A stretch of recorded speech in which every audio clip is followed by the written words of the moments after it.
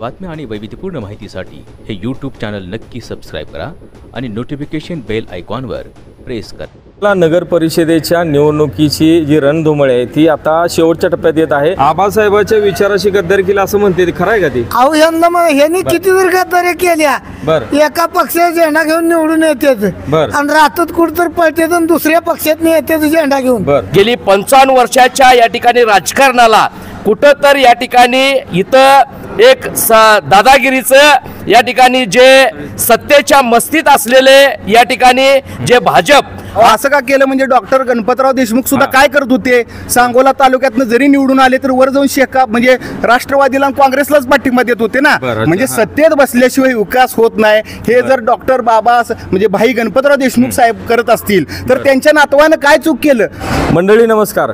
सांगोला नगर परिषदेचा रणसंग्राम आता पेटलेला आहे आणि सांगोला नगर परिषदेच्या या निवडणुकीतले जे विविध पक्षाचे उमेदवार आहेत आणि त्या उमेदवारांचे जे समर्थक आहेत ते प्रथमच सांगोल्यातल्या आपल्या लोकप्रिय सांगोला पॉलिटिक्स या यूट्यूबच्या विशेष राजकीय चर्चेमध्ये सहभागी झाले आहेत। तुम्ही बघू शकत असाल की सगळ्या पक्षाची मंडळी आहेत या ठिकाणी। भारतीय जनता पक्ष असेल, शेतकरी कामगार पक्ष असेल, दीपक आबांचा गट असेल, याशिवाय शिवसेना शिंदे गट असेल, राष्ट्रीय समाज पक्ष असेल, अपक्ष उमेदवार असतील, तर हे सर्व पक्षाचे उमेदवार, त्यांचे समर्थक, त्यांचे प्रवक्ते प्रथमच सांगोला पॉलिटिक्स या आपल्या यूट्यूब चॅनलवर आलेले आहेत। आपण आता चर्चेला सुरुवात करूया, त्यांच्याकडून जाणून घेऊया, कारण 3 दिवस राहिलेत फक्त मतदानाला, युद्ध पेटलेलं आहे, प्रत्येकाच्या भूमिका काय आहेत या सगळं जाणून घेऊया। तुमचं नाव सांगा? माझं नाव सूर्यकांत आनंदा इंगोले। कुठल्या पक्षाशी संबंधित आहे? मी भाजप पक्षाचा कार्यकर्ता। बरं, आता भाजपनं राज्याची सत्ता बळकवलेली आहे, देशाची सत्ता बळकवलेली आहे, इथं यशस्वी व्हाल काय सांगूलेत तुम्ही? हो, 100% यशस्वी। बरं, काय कारण, काय कुठलंही म्हणजे प्लस पॉईंट सांगा? निवडणूक ज्या दिवशी जाहीर झाली त्यानंतर भाजप आणि शहाजी बापूंचा पक्ष आमचा शिवसेना युतीमध्ये होता। शहाजी बापूंनी सगळ्यात पहिली चूक केली की युतीत असताना त्यांनी परस्पर नगराधीश पदाचा उमेदवार जाहीर केला।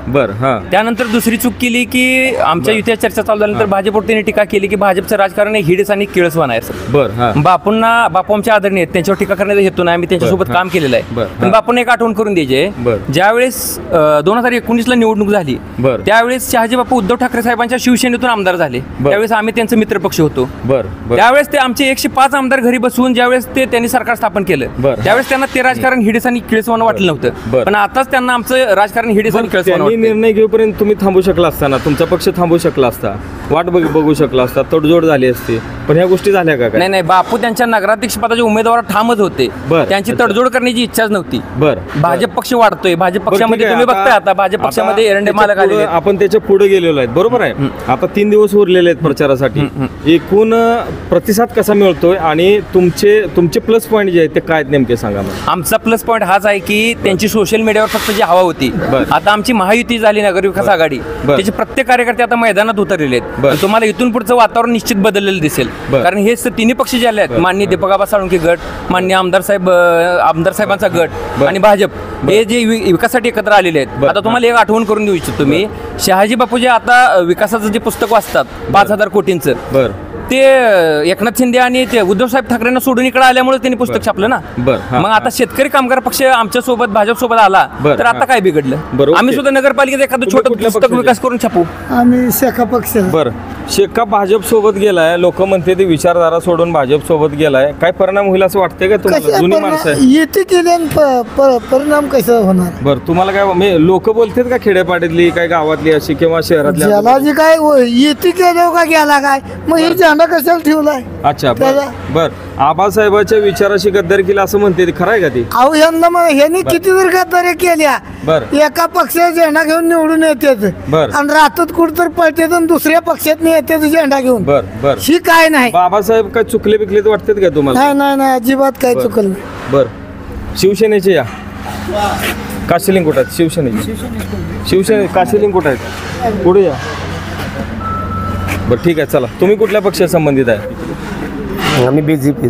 बरं, बीजेपीचं जे सांगोल्यातलं राजकारण आहे, कारण सांगोला शहरात यापूर्वी कधीही बीजेपीने निवडणूक लढवलेली नाही, पहिल्यांदा एवढी मोठी लॉटरी लागली, ही बंपर लॉटरी असं वाटते का तुम्हाला? बंपर काय नाही, जे नियोजित काम होतं ते नियोजितच पहिल्यांदा असं घडतं, एवढ्या ताकदीनं नगराध्यक्ष पदाचा उमेदवार असेल, इतके सारे उमेदवार असेल आणि तुमच्या अंडरमध्ये सगळ्या गोष्टी चालल्या, ते फडणवीस साहेब, जयाभाऊ गोरे, एरंडे मालक, जिल्हाध्यक्ष फायनल निर्णय असेल। बरं, पुढे या, रासपच्या पुढे या।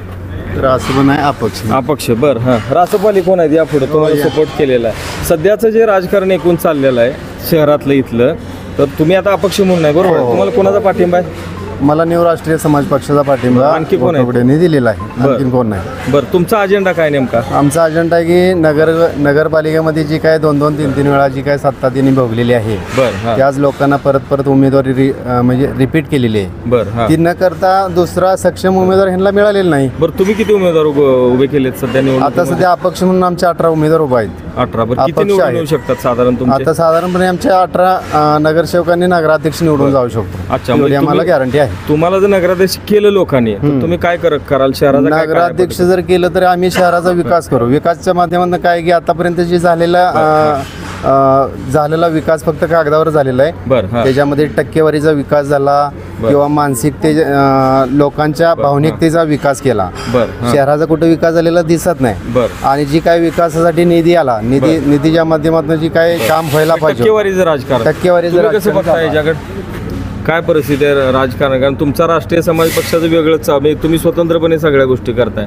कुठं सहभागी आहे? राष्ट्रीय समाज पक्ष आमदारकीला सुद्धा स्वतंत्र होता, बरं. खासदारकीला सुद्धा स्वतंत्र होता. बरं, तुम्ही उमेदवार होता ना विधानसभेला? होतो ना. किती मतं पडली तुम्हाला? मला 1000 मतं पडली बरं. आणि ईव्हीएम मधनं मतं दुसऱ्या ह्याला गेली. ऑलरेडी इथं पण आमचे सांगोला पण 12,000 आहे मतं का आहेत. तसं? हो बरं, हां. ईव्हीएम मधनं मतं दुसऱ्या पक्षाला गेली. हां. त्यामुळं माझा त्याच्यावरती त्या रिझल्टवरती माझा भरोसा नाही. माझी 15,000 मतं या तालुक्यात आहेत. बरं, पण त्यामुळं तुम्हाला कमी पडली. आता ही 15,000 मतं ही सगळी मोहन विष्णू लोकसभेला राऊत कोण होतं उमेदवार तुमचा होता ना? रामचंद्र गोटवडे म्हणून होते, बरं, ज्यांनी हां. खासदारकी लढली. या बरं, हां. लोकसभेला किती मतं पडली तुम्हाला?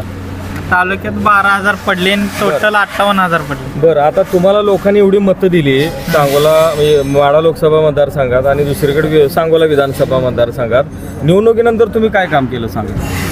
आम्ही 24 तास लोकांच्या संपर्कात आहे. फोन उचलतोय, तहसीलची कामं, प्रांत ऑफिसची, काय कलेक्टर आंदोलन वगैरे केली का काय ऑफिसची लोकांचं? आंदोलन केली. काय सांगा तरी, कुठली केली आंदोलन? धनगर समाजासाठी आरक्षण मिळावं म्हणून आंदोलन सांगोलीच्या केलं. प्रश्नावर सांगा, कारण तो राज्य लेवलचा विषय. सांगोलीतले विषय सांगा की बाबा इथला भ्रष्टाचार, आता तुम्ही म्हणताय धुळीचं साम्राज्य आहे शहरामध्ये, आहेच परिस्थिती तशी. आपण हे केलं का काय? आपण जर सत्तेत असू बरं. तर आपल्याला काय होतंय, थोडं कागदावर सह्या करणं, प्रशासन हलवणं वगैरे आपल्या हातात असतंय. बरं. आमच्याकडे सत्ताच नाही दिली. बरं. मग आता महाविकास आघाडी स्थिती काय झाल्या, त्यांच्याकडे सत्ता नाही, त्यामुळे ते प्रशासन हलवू शकत नाही. बरं. आणि महायुतीची आता विषय काय, सत्ता आहे त्यामुळे त्यांनी प्रशासन हलवू शकतात. बरं. ज्या वेळेला न्यू राष्ट्रीय समाज पक्ष आणि राऊत साहेब ही तर नगरपालिकेला अध्यक्षपद म्हणून बसतील, त्यावेळेला गोरगरिबांचं, वंचितांचं निवडून येईल असं हित वाटतंय हे का होईल. तुम्हाला? निवडून 100% निवडून येईल, ओके, माझी चालेल. खात्री आहे. महिला प्रतिनिधी काय आहेत? आपण महिला प्रतिनिधी संवाद नमस्कार. साधू. तुमचं नाव सांगा. मी तनुजा बाळासाहेब एरंडे. बरं, तुम्हाला काय अनुभव आहे का राजकारणाचा, समाजसेवेचा काय? मी युवक म्हणून प्रथमच राजकारणात उतरलेली आहे. बरं, हां. बरं, तुम्हाला जर निवडून दिलं तुमच्या प्रभागामध्ये तर तुम्ही काय काय कराल? सध्या मी माझ्या प्रभागात सगळ्या घर टू घर फिरून आले. बरं, हां. त्यांची समस्या, अडचण सगळे मी जाणून घेतली. बरं मी त्यांच्या समस्या सोडवण्याचा प्रयत्न करेन. बरं बरं. माझ्या युवक आहे, मला प्रथम त्यांनी संधी द्यावी अच्छा, अशी हां. माझी नम्र संधी विनंती नसल्यामुळे आहे. तुम्ही काम केलेलं नाही, पण संधी पण मिळाली तर माझ्या काम कराल. वडिलांनी जनतेसाठी खूप बरं, काम केले. साधारणपणे बघा, तुमचा प्रभाग किती नंबर आहे? 6. आता मला सांगा मॅडम की सांगोला शहरामध्ये इतकी काळ म्हणजे आता जवळपास अनेक वर्ष आमदार साहेब गणपतराव देशमुख असतील, दीपक आबा असतील, शहाजी बापू असतील, यांनी सत्ता त्या ठिकाणी उपभोगले. पण आज ही शहरामध्ये महिलांसाठी स्वतंत्र स्वच्छतागृह नाहीत.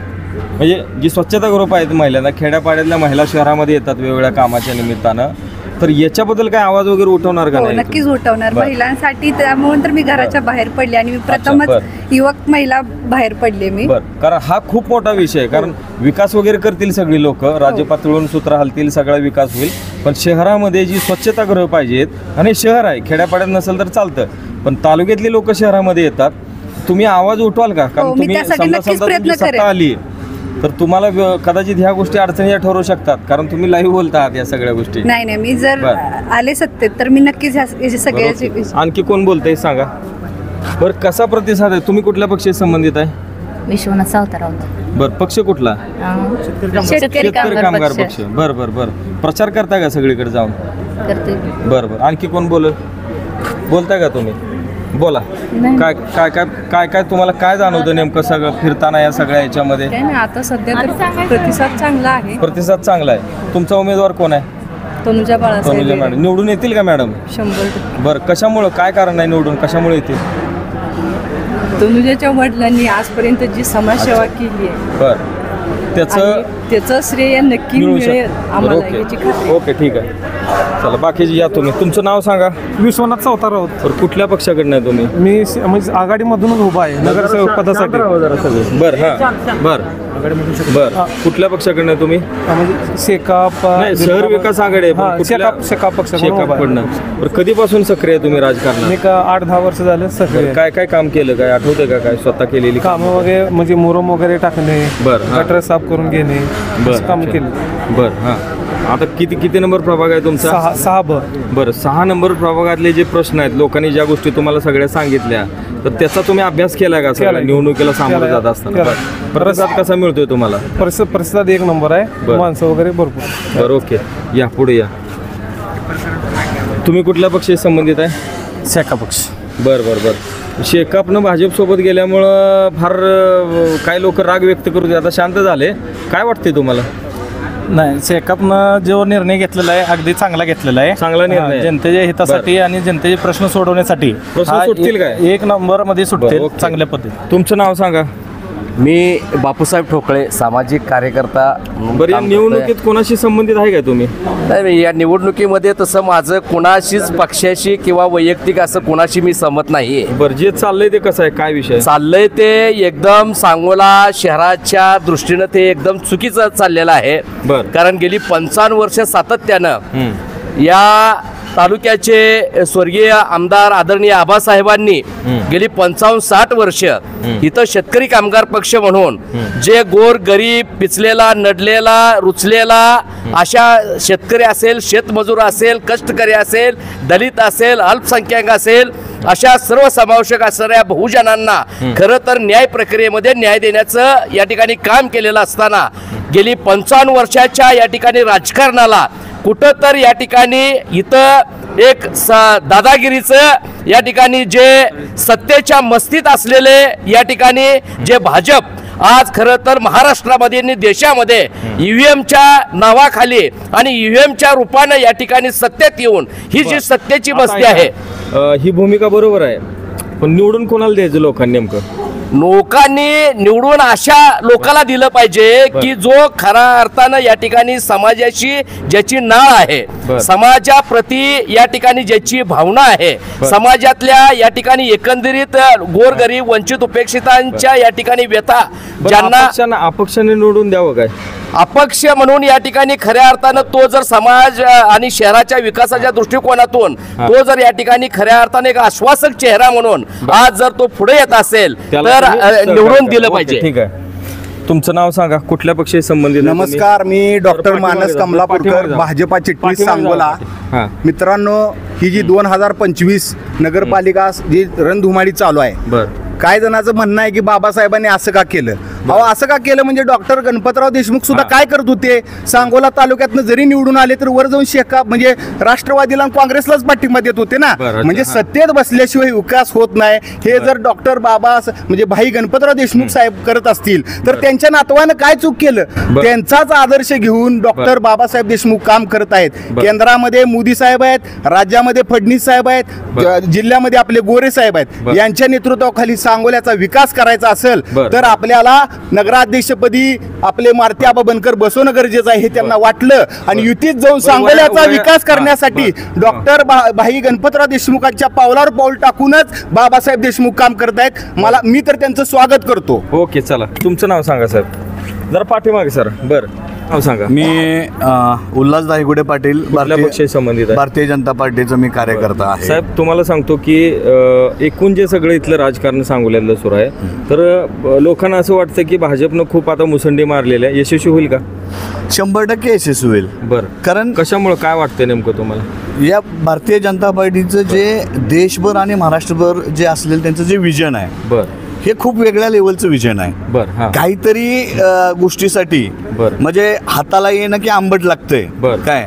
इलेक्शन जवळ आलं की कुठे ईव्हीएमचा विषय काढायचा काय, कारण त्यासाठी आपलं स्वतःचं काहीतरी योगदान पाहिजे, स्वतःचं प्रत्येक पक्षाचं एक विजन पाहिजे वेगळं. समजा नगराध्यक्ष पदाचा उमेदवार निवडून आला, कारण भाजपनं खूप प्रतिष्ठा लावलेली आहे त्या पदासाठी, तर नगर परिषदेसाठी निधी तुम्ही मागेल तेवढे पैसे मिळतील का? 100%.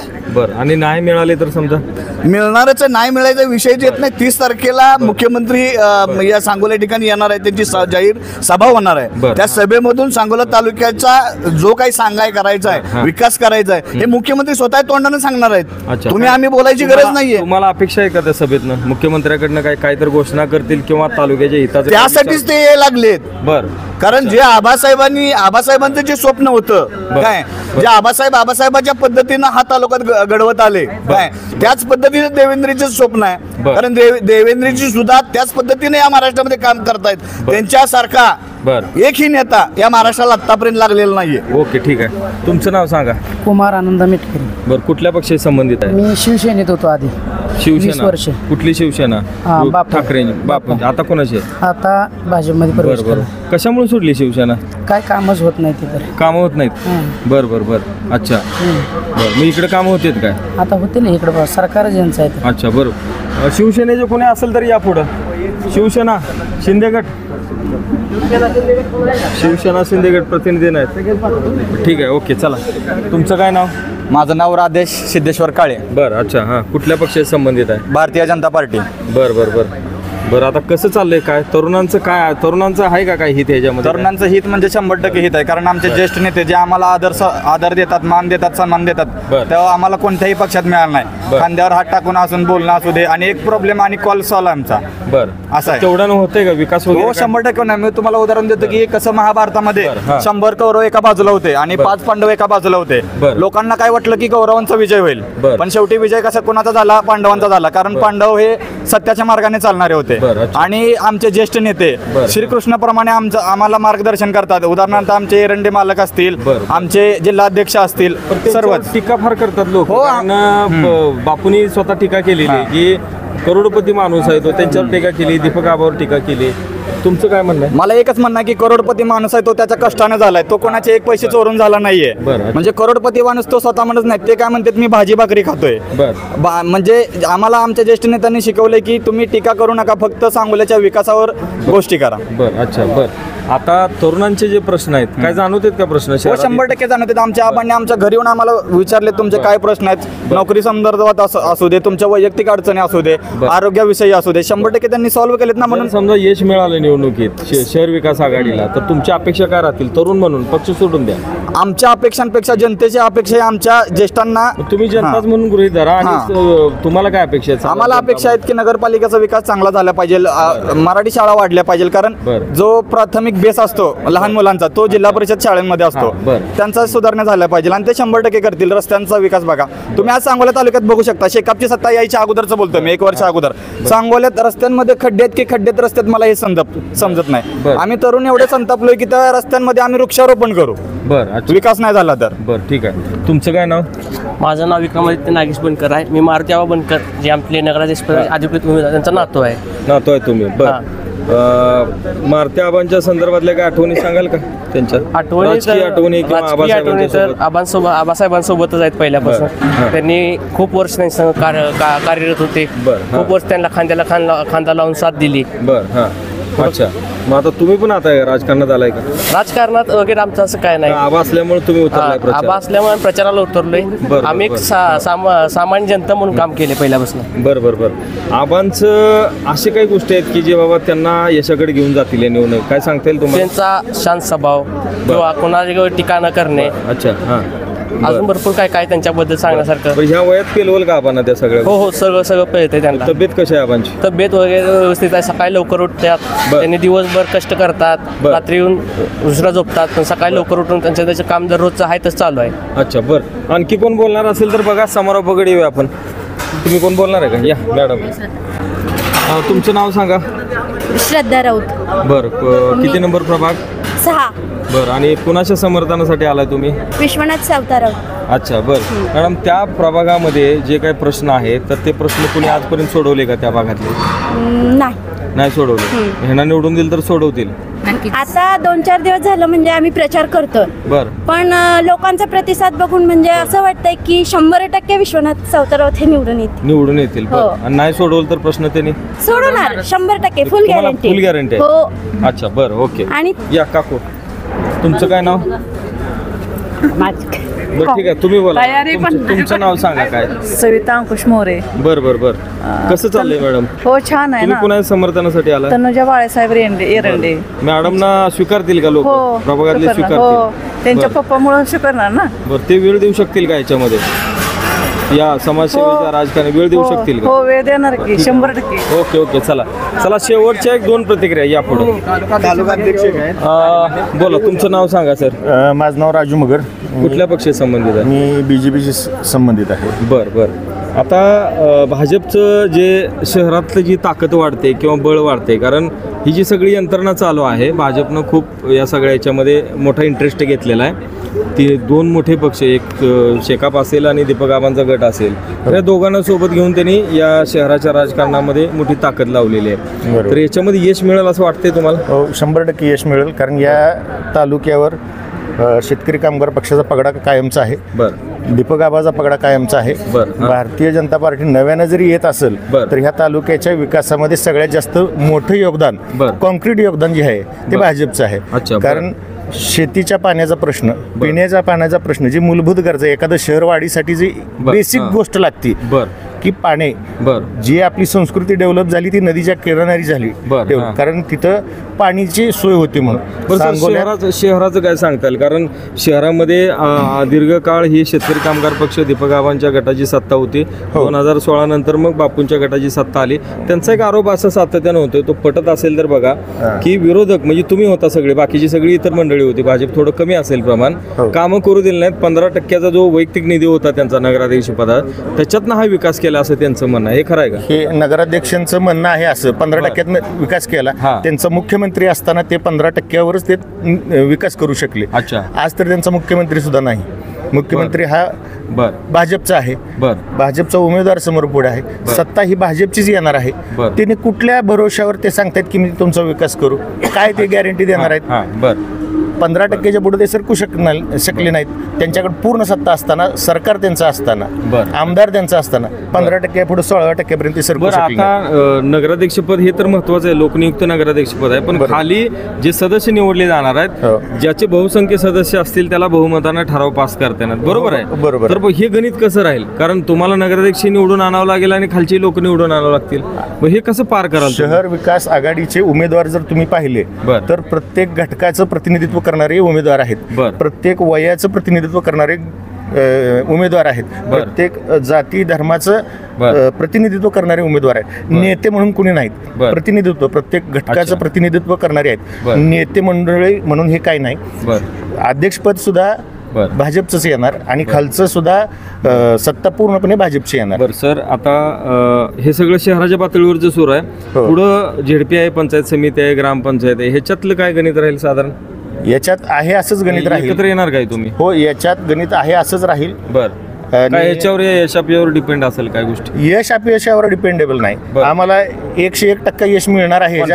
100% कॉन्फिडन्स आहे. आणि झेडपी पंचायतला बापूंनी सुद्धा आमच्या सोबत यावं अशी आमची अपेक्षा आहे. कारण बापू सांगतो मी, बापूचा अनुभव, बाबासाहेबांचा उत्साह आणि भाजपची सत्ता हे तिन्ही एकत्र आले तर तालुक्याचा विकास धडाडीनं पुढे जाईल. अच्छा, बरं. मग विरोधक कोण राहतील पाठीमागं? मग विरोधक निवडणुका ह्या सर्वसामान्य माणसाला नको आहेत. अच्छा, बरं. हां, निवडणुका ह्या जे काय कुठे सेटल होऊ शकत नाहीत. अच्छा, हां हां, अशा लोकांना त्या निवडणुका पाहिजे. ठीक आहे. मग बापू आले तर घ्यायची तुमची तयारी आहे? ते श्रेष्ठी ठरवतील आणि बापू कशा पद्धतीने येतील ते ठरवतील. कार्यकर्ते पदाधिकारी म्हणून तुमची मानसिकता आहे की बाबा आले तर स्वागत आहे त्यांचं. जे सोबत येतील त्यांना सोबत घेऊन जाण्याची, आमचा पक्ष वाढवण्याची, आमची माणसं वाढवण्याची आमची मानसिकता आहे. ओके. काय नाव? दुर्योधन हिप्परकर, बीजेपी तालुकाध्यक्ष. तालुकाध्यक्ष आहे. बरं. तालुकाध्यक्ष भरपूर आलेत किंवा बीजेपीचे भरपूर लोक आलेत, भरपूर ताकद वाढायला सांगूलेत. काय जादू करताय तुम्ही? जादू म्हणजे तुम्हाला पहिलं माझ्या मित्राने पहिले 2 प्रश्न केले, त्या दोघांचं मी उत्तर देतो आणि मग नंतर तालुक्यामध्ये सांगा. हां, की टोकळे साहेबांनी प्रश्न केला होता की UM घोटाळा. बरं. हां, बरं. लोकसभेला यांना UM घोटाळा दिसत नाही. बरं. त्यावेळेस चालतो UM घोटाळा, त्यावेळेस कुठे गेला त्यांचा? अच्छा, बरं. कर्नाटकमध्ये सत्ता येते त्यावेळेस त्यांना UM घोटाळा काय वाटत नाही.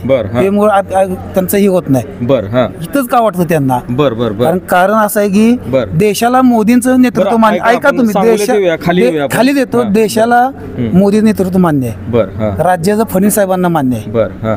तसं सांगोल तालुक्याचं जे नेतृत्व जे आमचा कम चिन्हावर उमेदवार जो आहे बनकराबा जिल्हाध्यक्ष असतील एरंडी मालक असतील या सर्वांचं नेतृत्व मान्य ठेवून इथं 23 नगरसेवक आणि एक नगराध्यक्ष कमळवरचा हा भाजपचाच इथं असणार. कोणी किती जरी काय ओरडलं तर काय होणार आहे. राहिला विषय युतीचा तर हे आहे की ते आज कुणासंगी होणार काय होणार त्याच्याकडे कोण लक्ष येणार. पण जनतेला फक्त मोदी फडणवीस आणि फक्त भाजपचंच नेतृत्व मान्य. आता फडणवीस साहेब रविवारी येत आहेत तर तुम्हाला काय अपेक्षा आहे त्यांच्याकडनं बाबा काय घोषणा करतील किंवा काय ऊर्जा देतील तुम्हाला? अपेक्षेपेक्षा जास्त दिलेलं आहे तालुक्याला फडणवीस साहेबांनी. जे घोषणा त्यांनी काही पण करतील त्यासाठी काय अडचण नाही. जी घोषणा करेल ती जनतेला मान्य आहे. घोषणा करण्यासारखं राखलं जनतेच्या अपेक्षा पूर्ण केलेल्या आहेत. सध्या तुम्ही बघताय लाडकी बहीण योजना असेल उज्ज्वला गॅस योजना असेल PM किसान असेल अनेक योजना आहेत हे BJPने दिलेले आहेत महायुतीने दिले आहेत. मग काय प्रॉब्लेम नाही. जनतेच्या सर्व अडचणी झालेल्या 55 वर्षामध्ये राज्याचे मुख्यमंत्री स्थानिक स्वराज्य संस्थेच्या निवडणुकीसाठी प्रचाराला सांगोल्यात येतात. मुख्यमंत्री राज्याचे स्थानिक स्वराज्य संस्थेच्या निवडणुकीच्या प्रचारार्थ हे सांगोल्याचं दुर्दैव म्हणावं लागेल. कारण गेली 55 वर्षात आबासाहेबांनी इथं असणाऱ्या या ठिकाणी असणाऱ्या इथं एकाही अशा जिल्ह्यातल्या नाही तर तालुका तर नव्हे तर जिल्ह्यातल्या कुठल्याही पदाधिकाऱ्याला येऊ न देता 55 वर्ष या तालुक्याची सत्ता आबासाहेबांनी इथं म्हणजे इथं या ठिकाणी शेतकरी कामगार पक्ष हा शेतकऱ्याचा कष्टकऱ्याचा शेतमजुरांचा या ठिकाणी जो पक्ष आहे होता तो त्या पक्षावर या ठिकाणी इथं असणाऱ्या राज्यातल्या भाजपाने अन्याय केलेला आहे. आणि गरिबांचं जे या ठिकाणी जे गरीब आहेत जे आपल्या कष्टाचं खात आहेत त्या गरिबांचं या ठिकाणी असणाऱ्या इथल्या धनदानग्या अदानी अंबानी सारख्याचं चोचलं पुरवणारा भाजप इथल्या गरिबांना न्याय देऊ शकणार नाही ही भावना आमची आहे.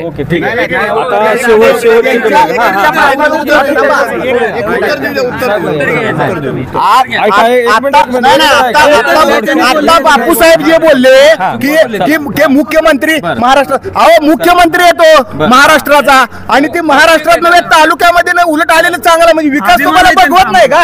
अहो आज जर महाराष्ट्राचे मुख्यमंत्री जर सांगोल्यासारख्या नगरपालिकेत लक्ष घालून जर विकास करणार असतील तर मग काही पाकिस्तान आहे सांगोला? अहो महाराष्ट्राचा मुख्यमंत्री आहे त्याने महाराष्ट्रात सगळीकडे फिरलं पाहिजे आणि विकास केला पाहिजे. उलट मी म्हणतो बाबासाहेब देशमुखचा आभारच मानायला पाहिजेत कारण विकास व्हायला लागलाय सांगोल्याचा. मुख्यमंत्री सांगोल्याचं स्वागत केलं पाहिजे सगळ्यांनी. तुम्ही असं विरोधात कसं काय बोलताय? जर सांगोल्याच्या जनतेला जर मुख्यमंत्री स्वतः येत असतील तर मुख्यमंत्र्यांचं मायक्रो प्लॅनिंग आहे. मुख्यमंत्र्यांचं स्वतः जातीनं लक्ष इथं सांगोल्यावर आहे. त्यांनी जर आपल्याला लक्ष दिलं हात दिला तर सांगोल्याची प्रगती 100% होणार आहे. शेवटच्या घटकापर्यंत आपण पोहोचणार. बाहेरचा पालकमंत्री येतोय. आता आपण सोलापूर जिल्ह्यात आहे का नाही मानखटाव सोलापूर जिल्ह्यात आहे का नाही ते बाहेरची कशी असू शकते? आपल्या जिल्ह्यात आहेत का नाही ते बाहेरचा येतो म्हणजे ही चुकीचं आहे. असे कशासाठी आरोप करता? पालकमंत्री दररोज आले मुख्यमंत्री सारखे सारखे आले तर हे पॉझिटिव्ह घ्या ना. शेवटची कमेंट करा. मी एकच सांगतो जर विकासासाठी महाराष्ट्राच्या जर बापू गुवाहाटीला जात असतील विकासासाठी नाही ऐका तुम्ही सांगतो तुम्हाला विकासच म्हणावं लागेल आपल्याला. कसं काय ऐका तसं फडणवीस साहेब जर विकासासाठी सांगोल तालुक्यात येत असतील तर सांगोल तालुक्यात सर्व जनता फडणवीस साहेबांचं स्वागतच करेल. बरं ऐका तुम्हाला शुभेच्छा सगळ्या. पण लोकांच्या मनामध्ये ही एक भीती आहे. लोक अशा प्रतिक्रिया व्यक्त करतात की भाजप हा प्रादेशिक पक्षांना आजपर्यंत गिळंकृत करत आलेला आहे. त्या टीकेला काय प्रतिक्रिया द्या? मी काय ऐकलं टीकेला काय उत्तर द्याल की भाजप हा प्रादेशिक पक्षांना गिळंकृत करत आलेला आहे? ही चुकीचं तुम्ही विचारताय. लोकांचं मत आहे ना लोकांनी नाही पत्रकारांनी केलेला प्रश्न आहे. लोकांनी काय केलेलं नाही कारण लोकांना भाजप संघ युती करून जे विकास करण्यासाठी जी मदत होते ती इतर होत नाही म्हणून सर्व पक्ष भाजप सोबत युती करून विकास करण्याच्या मार्गावर.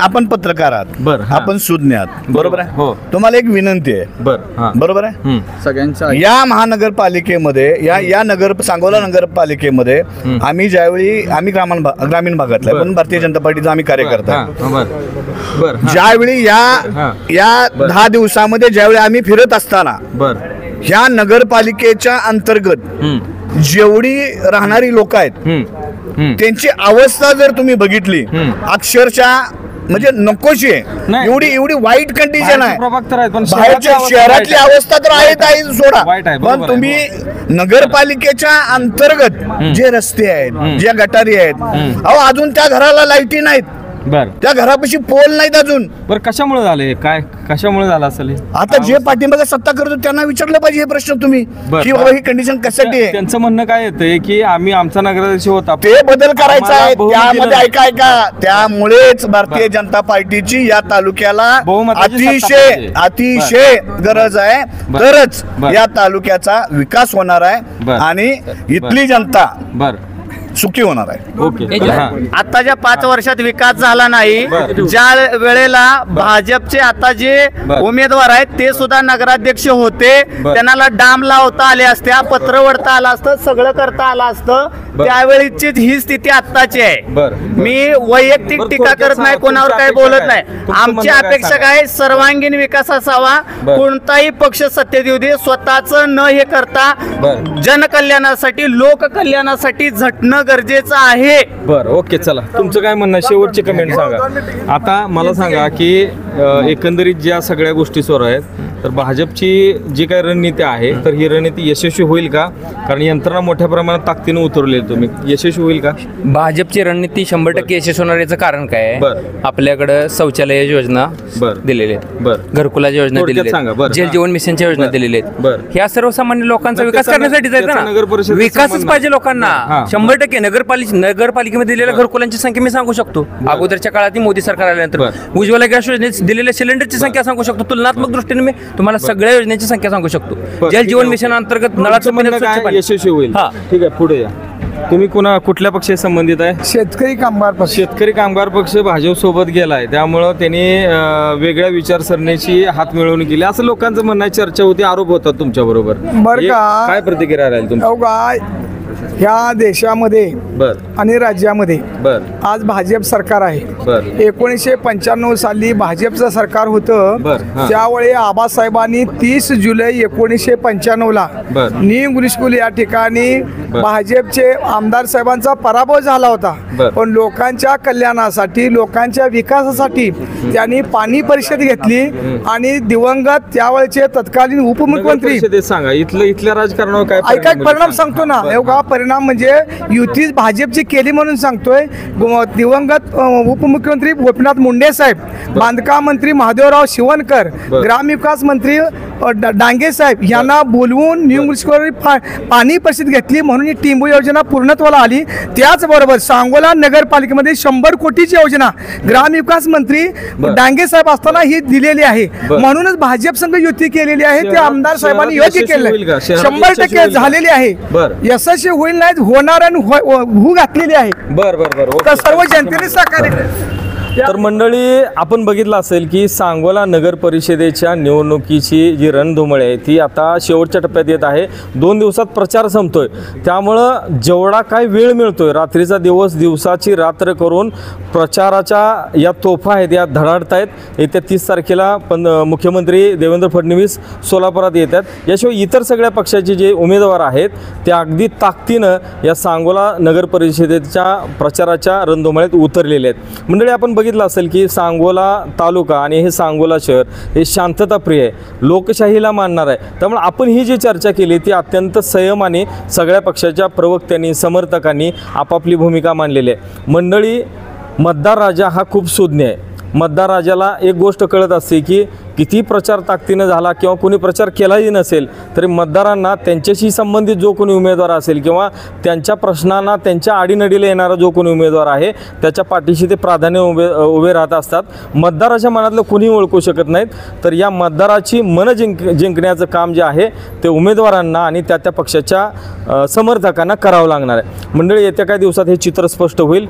आपण सर्वजण आलात, या चर्चेमध्ये सहभागी झालात. आपण खरं तर हे यूट्यूब चॅनल सांगोल्यापुरतं आहे, हे राज्य लेवलचं, जिल्हा लेवलचं यूट्यूब चॅनल नाही, पण आम्ही वेगळे प्रयोग करतोय. तुम्ही माझ्यावर विश्वास दाखवला, एवढ्या ताकदीनं माझ्यासोबत आलात. तुमच्या सगळ्यांचं आणि प्रेक्षक तुमचंही मनापासून धन्यवाद. आपण इथंच थांबूया. धन्यवाद.